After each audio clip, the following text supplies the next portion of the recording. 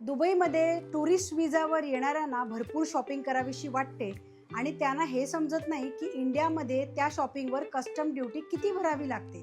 चला जाणून घेऊया आजच्या या व्हिडिओमध्ये की एक्झॅक्टली तुम्ही किती शॉपिंग करू शकता, कशा पद्धतीने करू शकता आणि किती लिमिटमध्ये करू शकता. दुबईतून गोल्ड घेताना ही गोष्ट लक्षात ठेवा, मेन्सना 20 ग्रॅम म्हणजेच 50,000 पर्यंत खरेदी करायला अलाउड आहे आणि फिमेल्सना 40 ग्रॅम म्हणजेच 1 लाखापर्यंत खरेदी करायला अलाउड आहे.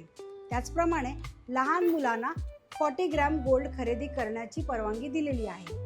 दुबईतून तुम्ही इलेक्ट्रॉनिक वस्तू घेणार असाल तर ही गोष्ट लक्षात ठेवा, आयफोन किंवा इतर कुठलाही फोन तुम्ही घेत असाल तर फक्त 2 पीस फोन घेणं अलाउड आहे आणि आयफोन किंवा 1 लॅपटॉप घेणं अलाउड आहे, ज्यावर कस्टम ड्युटी लागत नाही.